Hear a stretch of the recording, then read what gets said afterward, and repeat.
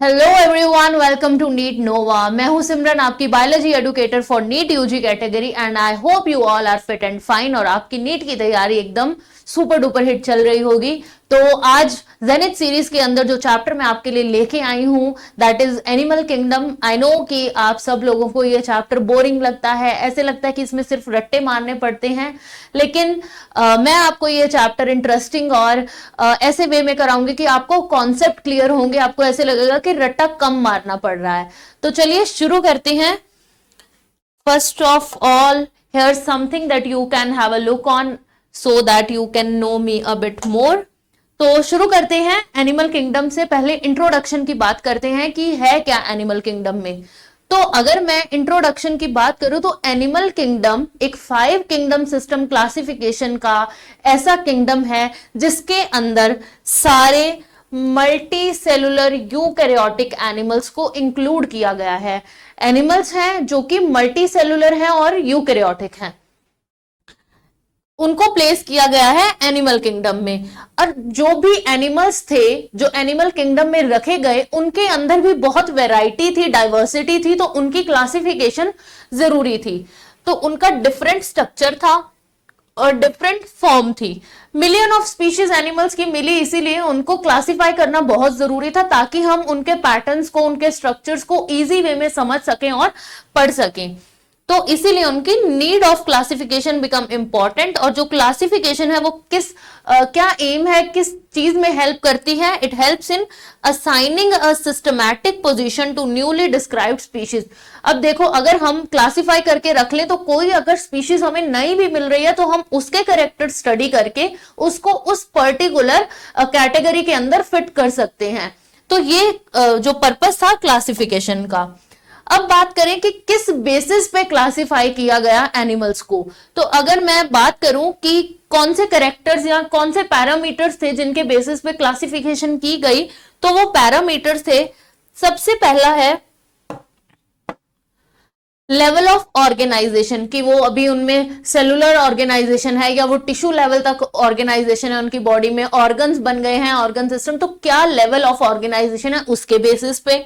Next we have body symmetry, उनकी body की symmetry कैसी है, क्या वो रेडियल सिमेट्री है, बाइलेटरल है या कोई भी सिमेट्री नहीं है, एसिमेट्रिकल है। नेचर ऑफ सिलोम, सिलोम जो है वो एक तरह की बॉडी कैविटी होती है, डिटेल हम पढ़ेंगे आगे। उसके बेसिस पे क्लासिफाई किया गया कि सिलोम प्रेजेंट है या नहीं है, अगर है तो किस तरह की है। And last is pattern of their digestive system, circulatory and reproductive system. जो उनके ऑर्गन सिस्टम्स हैं जैसे कि डाइजेस्टिव है, सर्कुलेटरी है, एक्सक्रीटरी है, रिप्रोडक्टिव है, इस तरह के सिस्टम्स में क्या डिफरेंस है उसके बेसिस पे उनको क्लासिफाई किया गया। अब इन टर्म्स को हम थोड़ा डिटेल में पढ़ेंगे। सबसे पहले बात करते हैं लेवल ऑफ ऑर्गेनाइजेशन की। अब देखो, सारे एनिमल किंगडम के जो मेंबर्स हैं वो मल्टी सेलुलर हैं, है ना। तो उनके अंदर मल्टीपल सेल्स तो हैं, पर क्या वो सेल्स मिलकर टिश्यू बना रहे हैं, क्या वो टिश्यूज मिलकर ऑर्गन बना रहे हैं, ये चीज पे डिपेंड करता है कि वो किस कैटेगरी को बिलोंग करेंगे। अब जैसे कि अगर मैं स्पॉन्जेस की बात करूं जो पॉरीफेरा, फाइलम पॉरीफेरा में आते हैं, उनके अंदर सेल्स जो हैं वो एग्रीगेटेड फॉर्म में पड़े हैं, अभी उनमें कोई भी टिश्यूज नहीं फॉर्म हुए हैं, सिर्फ सेल्स ही हैं डिफरेंट टाइप के जो डिफरेंट फंक्शंस परफॉर्म कर रहे हैं। तो उनके पास क्या है, सेलुलर लेवल ऑफ ऑर्गेनाइजेशन। तो अभी किस लेवल की ऑर्गेनाइजेशन है, सेलुलर लेवल, टिश्यूज फॉर्म नहीं हुए।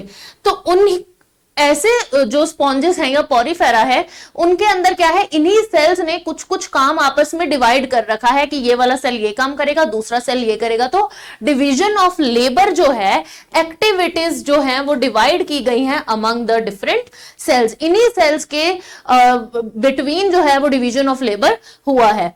अब नेक्स्ट बात करें अगर सिलेंट्रेट्स की।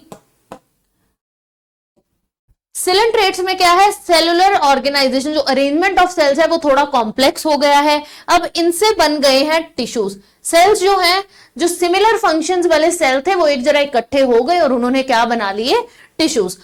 इसीलिए इनके अंदर जो लेवल ऑफ ऑर्गेनाइजेशन क्या है वो है टिश्यू लेवल ऑफ ऑर्गेनाइजेशन। अब आगे हम बात करें, इससे ऊपर जो ऑर्गेनिजम्स आ रहे हैं जैसे प्लेटीहेल्मिन्थ्स होते हैं या फिर उससे भी हायर फाइला जो हैं, उनके अंदर ये टिश्यूज जो हैं वो ग्रुप करके ऑर्गन बना लेते हैं।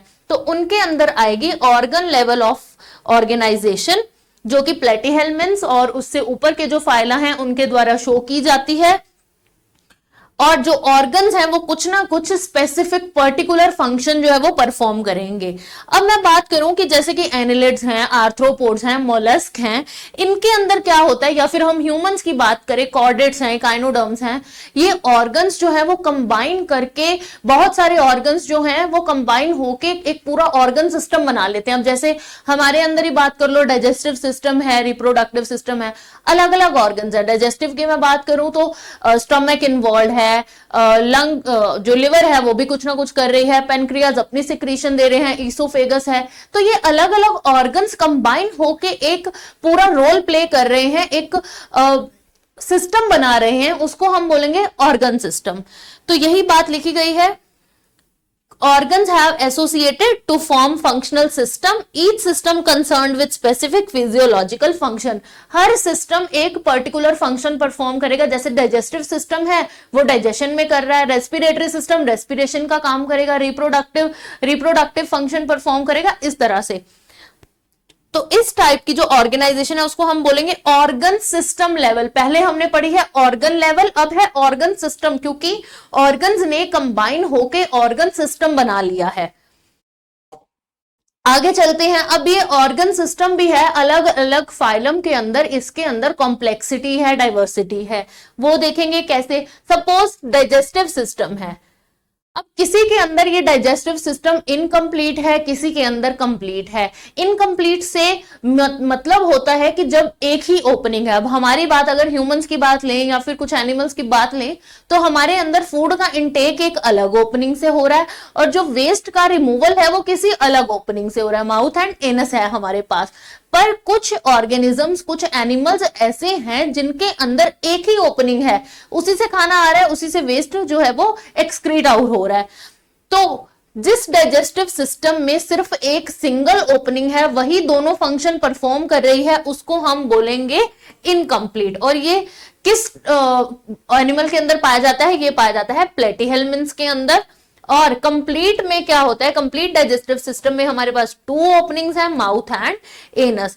अब ये तो बात थी डाइजेस्टिव सिस्टम की। सर्कुलेटरी सिस्टम में भी वेरिएशन है, या तो वो ओपन हो सकता है या क्लोज हो सकता है। ओपन का क्या मतलब है कि ब्लड फ्लो कर रहा है, ऑर्गन्स के बीच में से कहीं से भी ब्लड जो है वो पास हो रहा है। पर क्लोज का सिस्टम है, पर्टिकुलर वेसल्स हैं, कुछ वेन्स या आर्टरीज, इस तरह का मैकेनिज्म है कि पर्टिकुलर उन्हीं के अंदर से ब्लड फ्लो करेगा। क्या हमारे पास वेन्स और आर्टरीज या ब्लड वेसल्स हैं? हाँ, तो हमारे पास जो सर्कुलेटरी सिस्टम है वो है क्लोज्ड टाइप का, कि क्लोज्ड वेसल्स के अंदर से ब्लड फ्लो कर रहा है, ना कि ओपनली कहीं भी पड़ा है। तो ओपन टाइप ऑफ जो सर्कुलेटरी सिस्टम है वो, उसमें क्या होता है? Blood is pumped out of heart and cells and tissues are direct based in it. Heart से ब्लड पंप आउट तो हो रहा है, लेकिन वो किसी वेसल के थ्रू नहीं मूव कर रहा है। सेल्स और टिश्यूज जो हैं वो डायरेक्टली ब्लड के अंदर पड़े हैं, वो नहा रहे हैं एकदम ब्लड के अंदर, कोई पर्टिकुलर ऑर्गेनाइजेशन नहीं है। अगर क्लोज्ड सिस्टम की बात करें, blood is circulated through series of vessels. कुछ वेसल्स हैं, हमें पता है सर्कुलेटरी वेसल्स होती हैं, आर्टरीज, वेन्स, कैपिलरीज, इनके थ्रू ब्लड फ्लो करता है। और इन वेसल्स का डायमीटर अलग अलग हो सकता है, आर्टरीज का डायमीटर डिफरेंट है, वेन्स का डिफरेंट है, ये नाम भी लिखे हुए हैं, आर्टरीज, वेन्स एंड कैपिलरीज।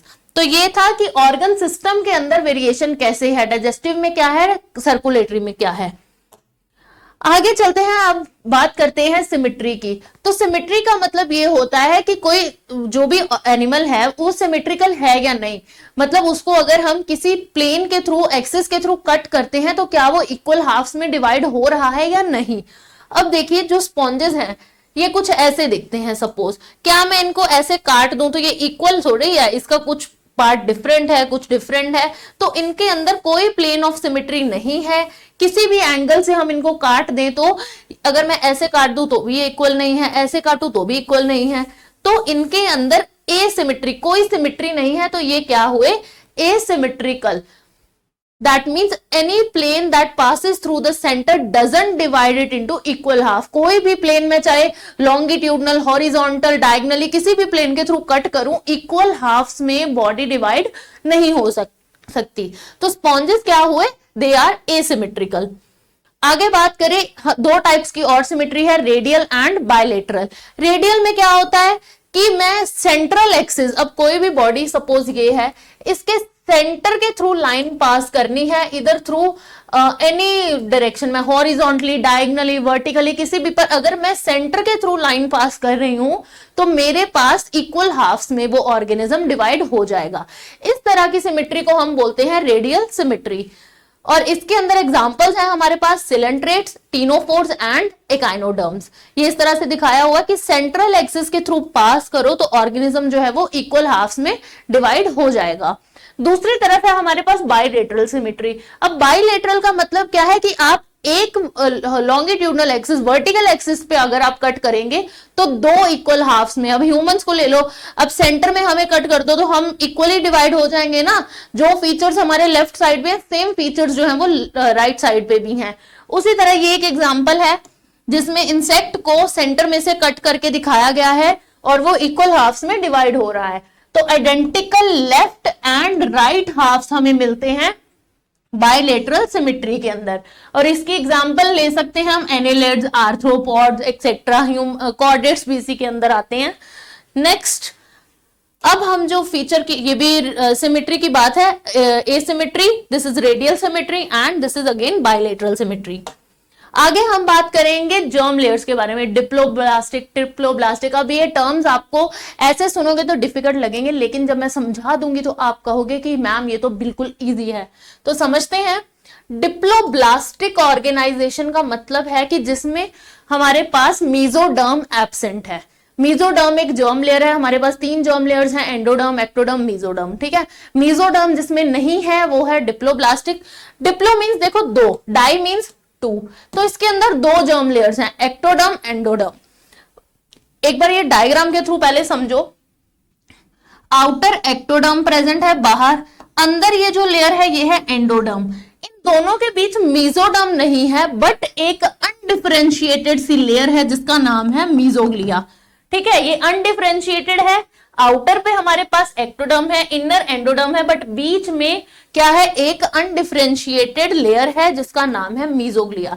अब जर्म लेयर्स तो 2 ही हुई ना, एक्टोडर्म और एंडोडर्म। तो ये किस तरह की ऑर्गेनाइजेशन है, इट इज डिप्लोब्लास्टिक। एग्जांपल में हम सिलेंट्रेट्स दे सकते हैं।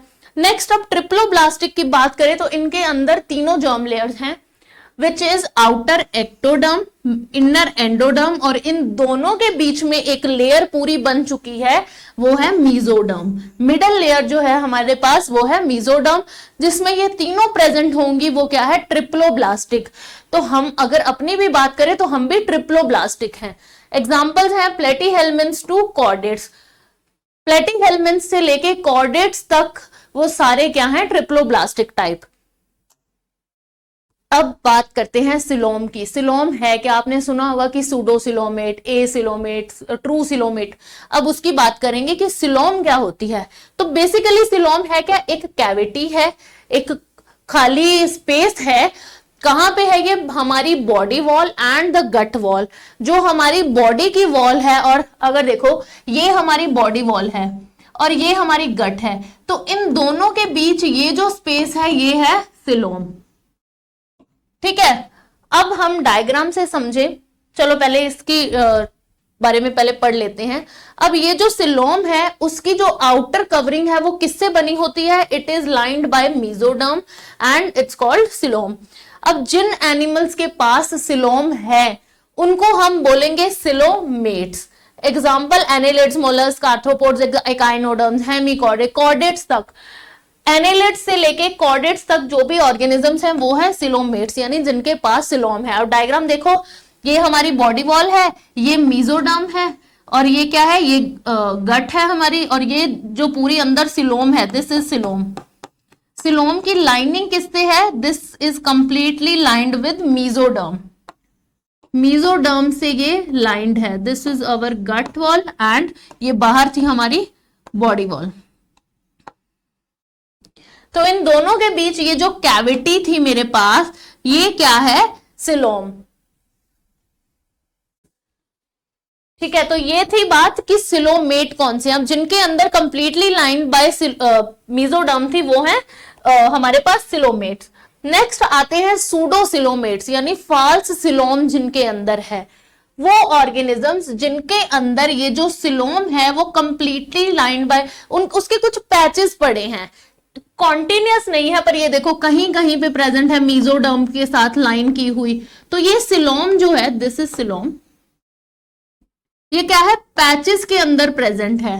तो इस तरह की सिलोम को हम बोलते हैं सूडो सिलोम, और जिन ऑर्गेनिजम्स के पास ये फॉल्स सिलोम या सूडो सिलोम है वो होते हैं सूडो सिलोमेट। अब इसकी डेफिनेशन पढ़ लो कि some animals the body cavity is not lined by mesoderm, instead the mesoderm is present as scattered pouches in between ectoderm and endoderm, कि ये जो सिलोम है वो कंप्लीटली मेसोडर्म के साथ लाइंड नहीं है, बल्कि जो मेसोडर्म है वो कहीं कहीं पैचेस के फॉर्म में प्रेजेंट है एक्टोडर्म और एंडोडर्म के बीच। This is ectoderm and this is endoderm, उसके बीच ये जो मेसोडर्म है वो कहीं कहीं पैचेस में प्रेजेंट है, पाउच लाइक स्ट्रक्चर बना के। इस तरह की हम सिलोम को बोलते हैं सूडो सिलोम, और जिनमें ये प्रेजेंट है वो कौन से हैं, एस्केलमेंथिस, ओनली एस्केलमेंथिस में सूडो सिलोम प्रेजेंट है। ए सिलोमेट की बात करें तो इनके अंदर कोई सिलोम नहीं है, ये सिर्फ हमारी ये गट कैविटी है।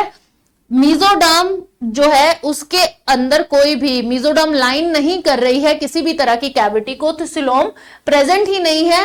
ये ऑर्गेनिजम्स हैं हमारे पास ए सिलोमेट, एग्जाम्पल है प्लेटीहेलमिंथ्स। मूविंग ऑनवर्ड, सेगमेंटेशन, सेगमेंटेशन भी एक की कैरेक्टरिस्टिक है। इसमें होता क्या है, आप ये देखिए, बॉडी एक्सटर्नली जो है वो सेगमेंटेड है, ये अलग अलग सेगमेंट्स। आपने अर्थवर्म देखा है, अर्थवर्म की बॉडी पे कैसे सेगमेंटेशन होते हैं, ये वही दिखाया गया है।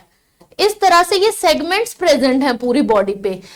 अब डेफिनेशन पढ़े तो body is externally and internally divided into segments, की बाहर से तो दिख ही रही है लेकिन इंटरनली भी। ये एक डायग्राम मैंने लगाया, ये सिर्फ आपको समझाने के लिए है कि इंटरनली भी आप देखो तो इसमें सेगमेंटेशन है, और इस सेगमेंटेशन में क्या है, serial repetition of at least some organs, कुछ ऑर्गन्स भी सीरियल ऑर्डर में एक रिपीटेड है, कि कुछ सेगमेंट्स तक एक ऑर्गन रिपीटेड फॉर्म में प्रेजेंट है। जैसे आप ये देख लीजिए, ये कुछ सेगमेंट्स ले लो तो हार्ट जो है वो रिपीटेडली प्रेजेंट है, ठीक है। अब मैं नेफ्रीडिया की बात करूं तो ये कुछ सेगमेंट्स तक, ये अर्थवर्म का डायग्राम है इंटरनल स्ट्रक्चर का, तो ये कुछ ऑर्गन्स भी रिपीटेड फॉर्म में प्रेजेंट है। इसी चीज को बोलते हैं हम मेटामेरिक सेगमेंटेशन, और इस फिनोमिना को बोलते हैं मेटामेरिज्म। तो अर्थवर्म में मेटामेरिज्म या मेटामेरिक सेगमेंटेशन प्रेजेंट है। नेक्स्ट है हमारे पास प्रेजेंस ऑफ नोटोकॉर्ड। अब नोटोकॉर्ड भी एक कैरेक्टरिस्टिक है, जो भी कॉर्डेट्स हैं उनके अंदर एम्ब्रियोनिक स्टेज में एक स्ट्रक्चर पाया जाता है on their dorsal side which is notochord.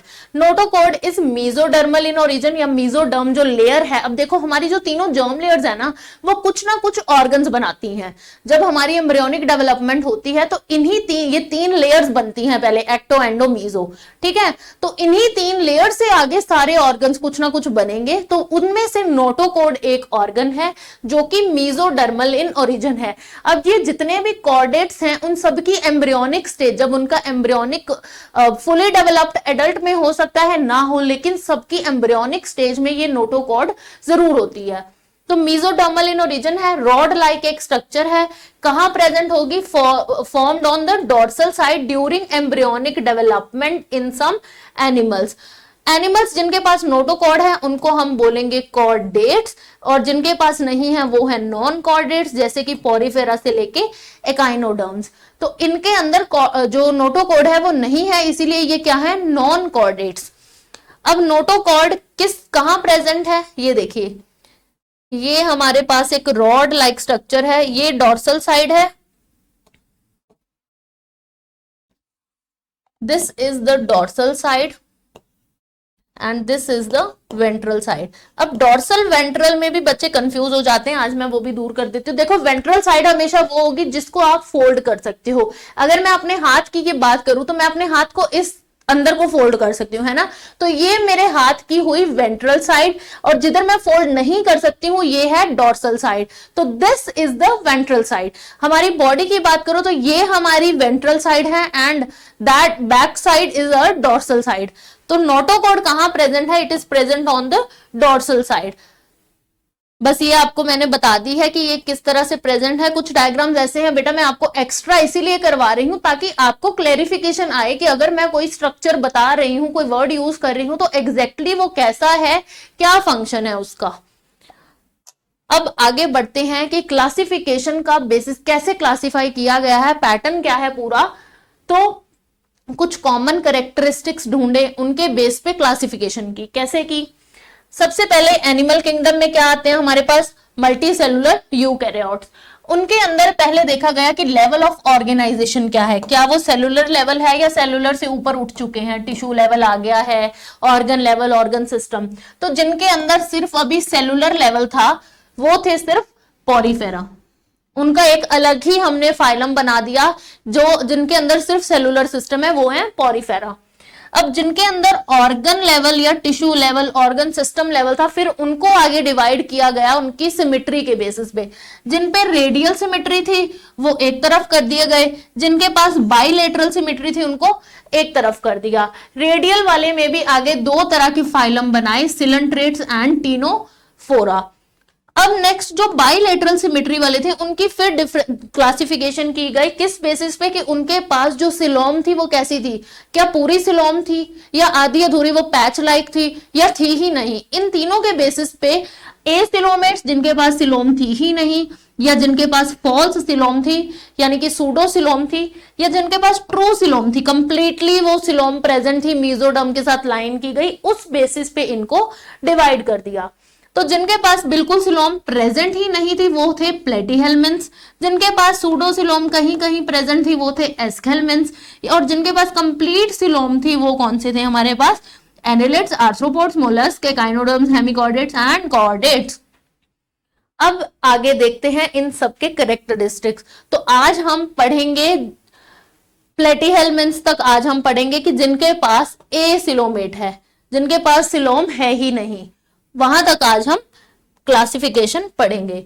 तो स्टार्टिंग विद फाइलम पोरीफेरा, अभी मैंने आपको बताया ये कैसे हैं, सेलुलर लेवल ऑफ ऑर्गेनाइजेशन है, इनके अंदर कोई टिश्यूज नहीं बने हैं। तो हमने पहले पढ़ा, ये मैं हाईलाइट कर देती हूँ कि इनके पास क्या है, सेलुलर लेवल ऑफ ऑर्गेनाइजेशन है, मल्टी सेलुलर है, यूकैरियोट है, तभी तो एनिमल किंगडम में है। मल्टी सेलुलर तो है पर वो सेल्स अभी टिश्यूज में अरेंज नहीं हुए हैं, सेल्स के अंदर ही जो डिवीजन ऑफ लेबर है वो किया गया है। इनको कॉमनली बोला जाता है स्पॉन्जेस। मेरीन है ये, एसिमेट्रिकल इनकी बॉडी है, अभी हमने सिमेट्री वाले में भी डिस्कस किया था कि अब ये देखो ये इनकी एग्जांपल्स हैं। क्या मैं इसको यहां से काटूं तो इक्वल हाफ में बन रहा है, इधर से काटूं तो भी इक्वल नहीं है, तो इनके अंदर सिमेट्री नहीं है, इसीलिए ये क्या है, एसिमेट्रिकल एनिमल्स हैं। एग्जांपल्स है ये, this is Sycon, this is Euspongia and the third one is Spongilla. बस आपको एग्जाम्पल्स के नाम याद रखने, और इसमें कुछ ऐसा कॉन्सेप्ट नहीं है कि रट्टा मारने वाला हो, आपको एग्जाम्पल्स याद रहनी चाहिए। अब आगे थोड़ी और डिटेल पढ़ते हैं। अब जो स्पॉन्जेस हैं या जो पोरीफेरा के मेंबर हैं उनके पास एक अलग सिस्टम है, कैनाल सिस्टम या फिर वाटर ट्रांसपोर्ट सिस्टम। अब ये कैनाल सिस्टम क्या होता है, देखो वाटर जो है, क्योंकि ये मैरीन है तो वाटर के थ्रू ही फूड वगैरह जो भी इन्होंने अपना इंटेक करना है वो सब वाटर के थ्रू जाएगा। तो वाटर जो है वो किसी एक पोर के थ्रू एंटर करता है बॉडी में से, और फिर बॉडी के अंदर जो उसकी जो भी फूड है वो सब एब्जॉर्ब होता है और वो रिमूव हो जाता है वेस्ट। तो ये जो कैनाल सिस्टम है, पहले इसका फंक्शन देखते हैं कि ये फूड गैदरिंग के लिए इंपॉर्टेंट है, रेस्पिरेशन में भी इंपॉर्टेंट है और रिमूवल ऑफ वेस्ट में भी इंपॉर्टेंट है। होता क्या है इसमें, पहले आप डायग्राम से समझिए। तो ये पोर्स हैं ओस्टिया, ओस्टिया के थ्रू वाटर जो है वो एंटर करेगा, फ्रॉम हेयर इट एंटर्स, ये देखो यहां हमारे पास वाटर जो है वो एंटर कर रहा है पोर्स के हेल्प से, आगे गया एक कैविटी में, उस कैविटी का नाम है स्पॉन्जोसील। अभी आपकी एनसीईआरटी में हो सकता है ये डायग्राम नहीं है, पर मैं सिर्फ आपकी अंडरस्टैंडिंग के लिए आपको करवा रही हूं, सो दैट आपके कंसेप्ट जो है वो बिल्कुल क्लियर हो जाएं। तो इस पोर के थ्रू गया, अंदर ये कैविटी है स्पॉन्जोसील। अब स्पॉन्जोसील जो है वो ये ब्लैक कलर के जो हमें सेल्स दिख रहे हैं वो है कोएनोसाइट्स। कोएनोसाइट्स, कोएनोसाइट्स के साथ ये स्पॉन्जोसील लाइंड है।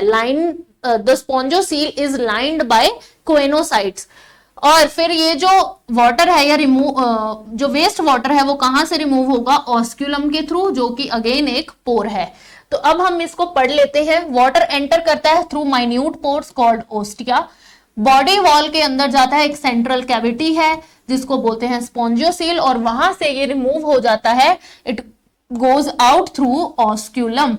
तो अंदर आएगा, एंटर करेगा ऑस्टिया के थ्रू, फिर जाएगा स्पॉन्जोसील कैविटी में, और फिर कैविटी से अल्टीमेटली बाहर चला जाएगा ऑस्क्यूलम के थ्रू। इसका फंक्शन मैंने बता दिया कि फूड को गैदर करना, रेस्पिरेटरी एक्सचेंज या फिर वेस्ट का रिमूवल। अब कोएनोसाइट्स का अदर नाम है कॉलर सेल्स। ये क्या करते हैं? स्पॉन्जोसील जो कैविटी है उसको लाइन करते हैं, उसकी बाउंड्री फॉर्म करते हैं। तो ये था कैनाल सिस्टम के बारे में, जो कि पोरिफेरा में प्रेजेंट है। अब बात करते हैं इनके कुछ और कैरेक्टर्स के बारे में, जैसे कि इनका डाइजेशन कैसा है, इनमें रिप्रोडक्शन किस तरह की है। तो डाइजेशन है इनका इंट्रासेलुलर, सेल्स के अंदर, क्योंकि है ही सेल्स तो सेल्स के अंदर ही डाइजेशन होगा। सेल्स ने ही काम ले रखा है डाइजेशन का। बॉडी जो है वो एक स्केलेटन के साथ सपोर्ट की गई है, और वो उस स्केलेटन जो है वो बना किससे हुआ है? स्पिक्यूल्स या फिर स्पॉन्जिन फाइबर्स से। अगर हम इसमें सेक्सुअल रिप्रोडक्शन की बात करें तो सेक्सेस जो है मेल फीमेल सेपरेट नहीं है। Male and female are not separate. It means ये कैसा ऑर्गेनिज्म है, कैसा एनिमल है? ये हर्मेफ्रोडाइट है, जिसमें मेल और फीमेल स्ट्रक्चर्स जो हैं वो एक ही बॉडी में प्रेजेंट है। यानी कि जो गैमीट्स भी बनने हैं, एग बनना है, स्पर्म बनना है, वो एक ही एनिमल के अंदर बन रहे हैं। Eggs and sperms are produced by the same individual. तो ये अगर इनको एसेक्सुअल रिप्रोडक्शन करनी है तो ये कैसे करेंगे? By the process of fragmentation. और सेक्सुअली तो इनके पास गैमीट्स बन ही रहे हैं, तो गैमीट्स की हेल्प से ये सेक्सुअल रिप्रोडक्शन भी कर सकते हैं। फर्टिलाइजेशन इंटरनल होगी, और डेवलपमेंट जो है वो इनडायरेक्ट है। अब इनडायरेक्ट डेवलपमेंट का मतलब क्या होता है कि लार्वल स्टेजेस बन रहे हैं। जो भी फर्टिलाइजेशन से जो भी प्रोडक्ट मतलब हमारे पास नेक्स्ट जनरेशन बनेगी, जाइगोट बन रहा है, उससे एक लार्वल स्टेज बनेगी, और फिर हमारे पास जो एडल्ट है वो बनेगा। अब ये लार्वल स्टेज एक भी हो सकती है, 2-3 हो सकती हैं। तो इस केस में एक लार्वल स्टेज होगी which is morphologically distinct from adult. ये जो लार्वा बनेगा वो एडल्ट से डिफरेंट होगा। एग्जाम्पल की बात करूं तो साइकन, जो हमने पीछे फोटो भी देखी, स्पॉन्जिला है, यूस्पॉन्जिया। अब इनके आपको एक और छोटी सी चीज याद रखनी है कि इनके कॉमन नेम क्या है।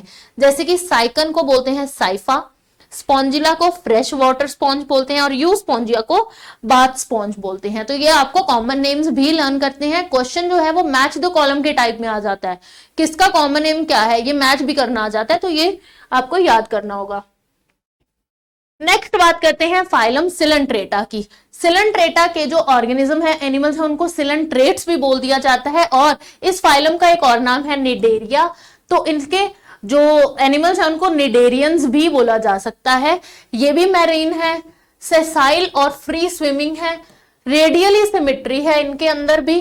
पॉरीफेरा में भी रेडियल सिमेट्री थी, पॉरीफेरा वाज एसिमेट्रिकल, किसी तरह की सिमेट्री नहीं थी। अब यहां से सिमेट्री वाला पोर्शन स्टार्ट हुआ है, ये क्या है? रेडियल सिमेट्रिकल, यानी किसी भी एक्सिस से काटो इक्वल हाफ में, सेंटर के थ्रू अगर वो एक्सिस पास हो रहा है, प्लेन ऑफ सिमेट्री पास हो रहा है, तो वो इक्वल हाफ्स में डिवाइड हो जाएगा।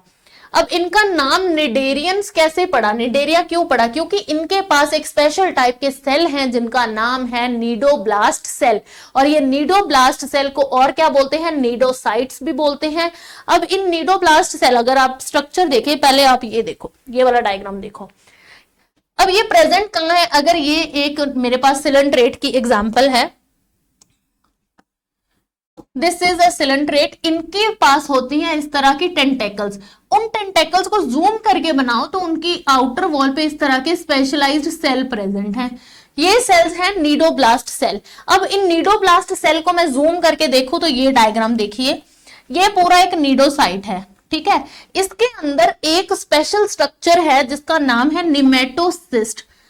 ये है हमारे पास निमेटोसिस्ट। अब इस निमेटोसिस्ट के पास एक थ्रेड लाइक स्ट्रक्चर है जो ये प्रे को कैप्चर करने के लिए या अपने डिफेंस के लिए ऐसे एकदम फास्ट प्रोसेस होता है कि ये थ्रेड जो है वो इस तरह से कॉइल्ड है। अभी ये कॉइल्ड फॉर्म में पड़ा है, ये थ्रेड देखो इस तरह से बीच में कॉइल्ड पड़ा है, पर जब इसको प्रे पे अटैक करना है या फूड कैप्चर करना है, डिफेंस शो करना है, तो ये थ्रेड को बाहर डिस्चार्ज कर लेगा। अब ये थ्रेड देखिए इतना लंबा थ्रेड है, तो ये फंक्शन है। नीडोब्लास्ट सेल है, इनके टेंटेकल्स की मेम्ब्रेन पे प्रेजेंट है। उस नीडोब्लास्ट के अंदर निमेटोसिस्ट है और निमेटोसिस्ट के पास वो लॉन्ग थ्रेड है जो अदरवाइज कॉइल्ड फॉर्म में है, लेकिन जब इनको डिफेंस करना है, प्रे को कैप्चर करना है, उस टाइम पे ये जो अपना थ्रेड है उसको डिस्चार्ज कर सकते हैं और उसकी हेल्प से ये प्रे कैप्चर करते हैं या डिफेंस शो करते हैं।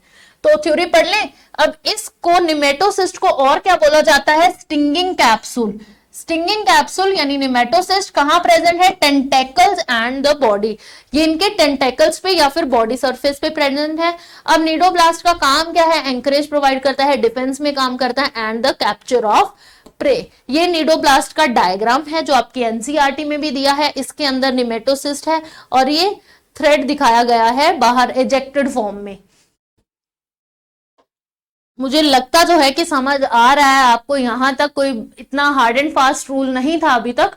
इजीली स्मूथली हमने सारे कॉन्सेप्ट्स पढ़े हैं एंड आई होप कि आपको समझ आए होंगे।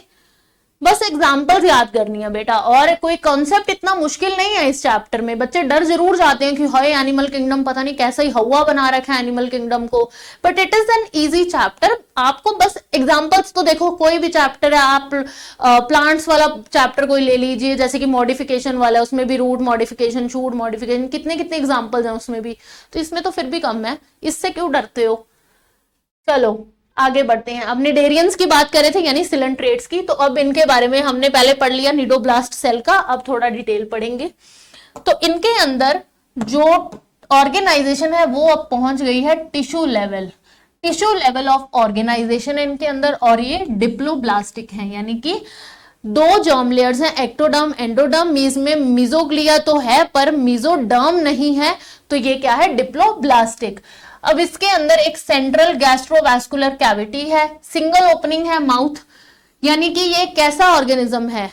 क्या इसके पास डाइजेस्टिव सिस्टम कंप्लीट है या इनकम्प्लीट है?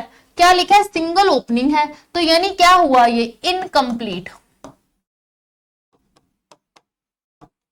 डाइजेस्टिव सिस्टम कैसा है? इनकम्प्लीट। अब जो डाइजेशन हो रही है वो कॉम्बिनेशन है एक्स्ट्रा सेलुलर और इंट्रा सेलुलर का। अब इसका मतलब क्या है कि जो देखो गैस्ट्रोवैस्कुलर कैविटी, वहां पे कुछ एंजाइम्स रिलीज हो रही हैं जो डाइजेशन में हेल्प करेंगी, पर सेल्स के अंदर ही डाइजेशन होनी है, तो कैविटी से एंजाइम्स जाएंगी सेल्स तक और वहां डाइजेशन होगी। तो मतलब दोनों जो स्ट्रक्चर्स हैं, चाहे वो गैस्ट्रोवैस्कुलर कैविटी है या फिर जो सेल्स है जहां डाइजेशन हो रही है, वो दोनों पार्ट प्ले कर रहे हैं। इसीलिए एक्स्ट्रा सेलुलर भी है और इंट्रा सेलुलर भी है, दोनों का एक कॉम्बिनेशन है। अब इनका जो स्केलेटन है वो किससे बना होगा? कैल्शियम कार्बोनेट से। जो हमारे कोरल्स होते हैं वो भी किससे क्या होते हैं? निडेरियन सिलेंट्रेट्स हैं वो, और इनका स्केलेटन बना है कैल्शियम कार्बोनेट से। अब एग्जांपल्स देख लीजिए, कॉमन नेम भी याद करना है। एग्जांपल्स हैं फाइसेलिया, जिसको बोलते हैं Portuguese man of war, Pennatula, sea pen, Meandrina, brain coral, Adamsia it's sea anemone and Gorgonia is sea fan. Examples आपको याद, एक टेबल में आपको जब चैप्टर खत्म होगा हमारा, मैं आपके साथ एक टेबुलर फॉर्म में सबके साइंटिफिक नेम, कॉमन नेम आपको भेज दूंगी, शेयर कर दूंगी आपके साथ, तो आप इजीली वहां से याद कर पाएंगे। आगे थोड़ा और पढ़ते हैं। अब निडेरियंस के पास दो फॉर्म है, इनकी बॉडी दो फॉर्म्स में एग्जिस्ट करती है, इधर पॉलिप और मेड्यूसा। पॉलिप और मेड्यूसा। अब इनमें से जो पॉलिप है वो क्या है? सिलेंड्रिकल शेप का है, और एग्जांपल्स है हाइड्रा, एडेम्सिया। मेड्यूसा जो है वो क्या है? अम्ब्रेला शेप्ड है, फ्री स्विमिंग है, एग्जांपल है ऑरेलिया और जेलीफिश। अब यहां देखिए मेड्यूसा बनाया हुआ है अम्ब्रेला शेप, ठीक है। ये है पॉलिप जो कि है सिलेंड्रिकल, वॉस लाइक, जैसे कोई फ्लावर पोट होता है ना सिलेंड्रिकल इस तरह से, वो है पॉलिप। अब होता क्या है? अब कुछ के अंदर, जैसे कि मैंने ये बात की हाइड्रा है, अडेम्सिया, ऑरेलिया, इनके अंदर या तो पॉलिप है या मेड्यूसा है, पर कुछ एनिमल्स ऐसे भी हैं, कुछ सिलेंट्रेट्स ऐसे हैं जिनके अंदर ये दोनों फॉर्म्स एग्जिस्ट करती हैं। लाइफ का कुछ टाइम वो पॉलिप फॉर्म में बिता देते हैं, कुछ मेड्यूसा में बिता, कैसे होता है, या तो मतलब क्या है, पॉलिप फॉर्म से मेड्यूसा फॉर्म बन रही है या मेड्यूसा से पॉलिप बन रहा है, वो होता कैसे है। पहले तो इस फिनोमिना को बोलते हैं alternation of generation, this is termed as alternation of generation, या इसको मेटाजेनेसिस भी बोलते हैं। इसमें क्या है, पॉलिप्स जो है वो मेड्यूसा बनाते हैं बाय एसेक्सुअल रिप्रोडक्शन, एसेक्सुअली वो बनाएंगे, पॉलिप टू मेड्यूसा एसेक्सुअली, और मेड्यूसा से पॉलिप्स बनेंगे बाय सेक्सुअल रिप्रोडक्शन। और इसकी एग्जांपल हमारे पास है ओबेलिया, मैं आपको समझा देती हूँ। देखो ये हमारे पास है medusa which was umbrella like, polyp क्या है, वॉज लाइक सिलेंड्रिकल। तो पॉलिप से हमारे पास, ये पॉलिप से मेड्यूसा बनेगा विद एसेक्सुअल रिप्रोडक्शन, और मेड्यूसा से पॉलिप बनेगा विद सेक्सुअल रिप्रोडक्शन, ठीक है। और इस चीज को हम बोलते हैं मेटाजेनेसिस, और एग्जांपल क्या है, ओबेलिया, ठीक है। आई होप कि डायग्राम से क्लियर है आपको। अब इसमें आप ये भी देख सकते हैं कैसे गैस्ट्रोवैस्कुलर कैविटी है, हाइपोस्टोम के ऊपर माउथ है हमारे पास, ठीक है।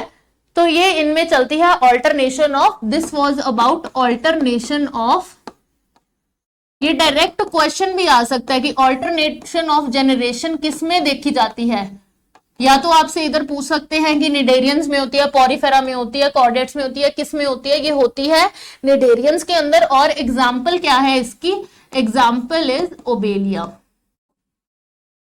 ठीक है। ओके, मूविंग ऑनवर्ड्स, नेक्स्ट हमारे पास है फाइलम टीनोफोरा। अब टीनोफोरा की एक बहुत ही इंटरेस्टिंग बात है, जब आप पढ़ेंगे आपको पता लगेगा।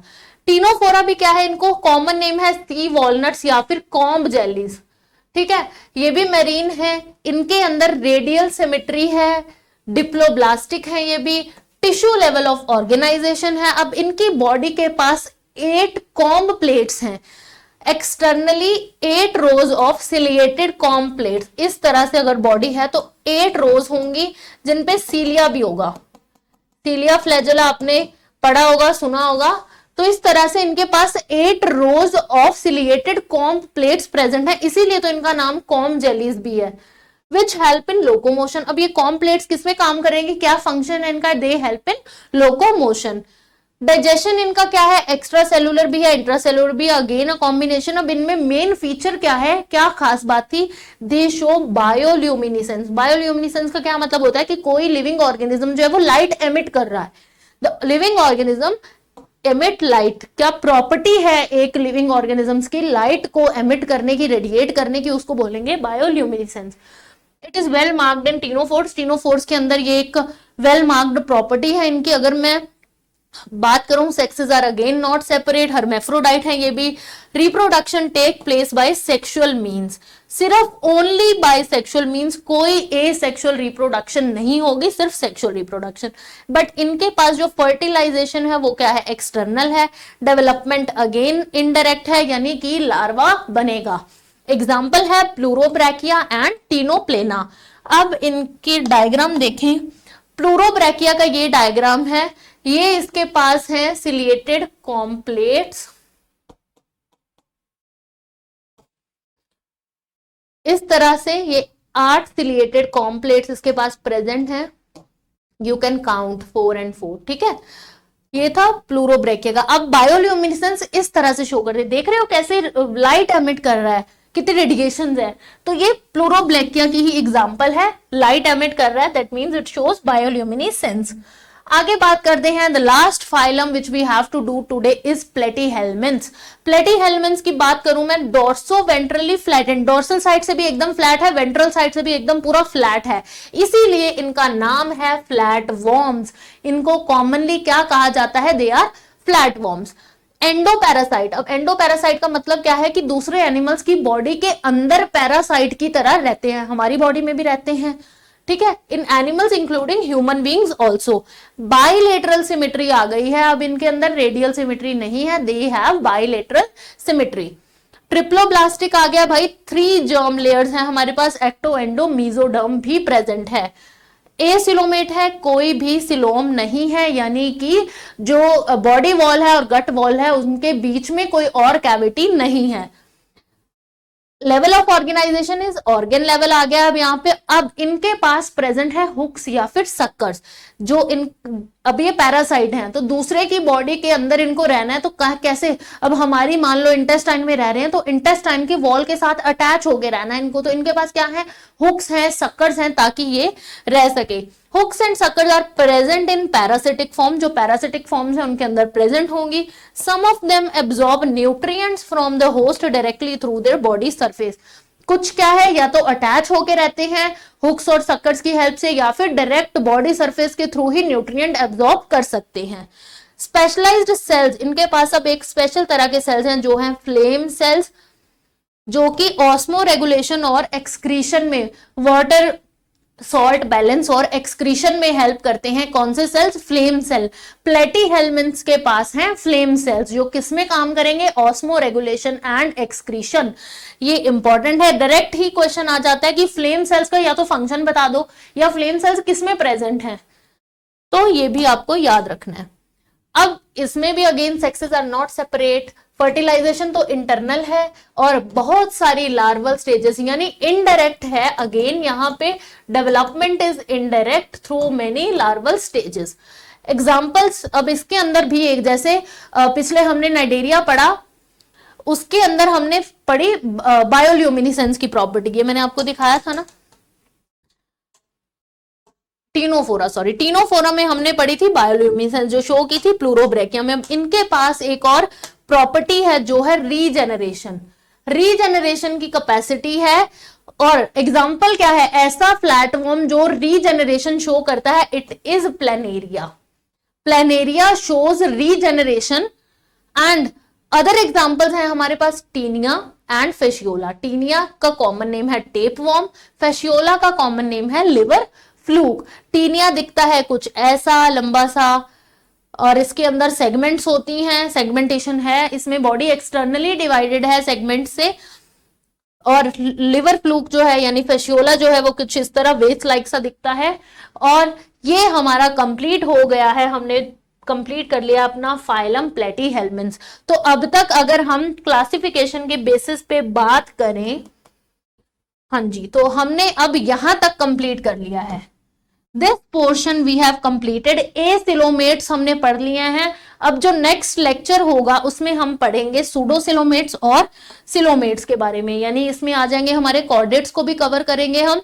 तो अगला लेक्चर भी इंपॉर्टेंट होगा, जैसे आज वाला था। कुछ डिफिकल्ट लगा था, कुछ इसमें डिफिकल्ट कोई था ऐसा कॉन्सेप्ट जो समझ नहीं आया, ऐसा कुछ लगा तो कमेंट कर देना। बाकी मुझे लगता है कि बहुत ही इजी वे में सब कॉन्सेप्ट्स मैंने आपको पढ़ाए हैं। कुछ नहीं समझ लगा बच्चों तो बता देना कमेंट सेक्शन में, या फिर आप डायरेक्ट जुड़िए टेलीग्राम पे। ये टेलीग्राम चैनल का लिंक है, यहां से स्कैन कर लो, या मैं डिस्क्रिप्शन में भी डाल दूंगी। तो आप टेलीग्राम चैनल फॉलो कर लो, उस पे बन जाओ, जुड़ जाओ साथ हमारे। जो भी आपकी क्वेरी है, क्वेश्चन है, आप वहां बताइए। ये वीडियो अच्छा लगा तो इसको लाइक शेयर कर दीजिए, अपने फ्रेंड्स तक पहुंचाइए, ताकि वो भी इजी वे में एनिमल किंगडम पढ़ सके, समझ सके। और एग्जाम्पल्स जो हैं वो आपको याद करनी ही होंगी। अभी तक थोड़ी सी एग्जाम्पल थी, कितनी थी। और इसी तरह इंटरेस्टिंग वे में हम अगला लेक्चर भी लेंगे, जो कि जिसमें मैं ट्राई करूंगी कि एनिमल किंगडम पूरा करवा दूं आपको। तो मिलते हैं अगले सेशन में। ये चैनल को आप नीट नोवा को सब्सक्राइब कर लीजिए, ताकि आप और ऐसा ही इंटरेस्टिंग वे में पढ़ सके, अपना सिलेबस खत्म कर सके हमारी ज़ेनिथ सीरीज के साथ। तो मिलते हैं अगले सेशन में। एनिमल किंगडम ही कंटिन्यू होगा जिसमें, तब तक के लिए इस सेशन को पढ़ के आइए, इसको पढ़िए। मैं अगले सेशन में हो सकता है कुछ क्वेश्चंस दे दूं आपको इस सेशन से रिलेटेड। तो मिलते हैं अगले सेशन में। Till then take care, bye bye, see you guys in the next session. Okay.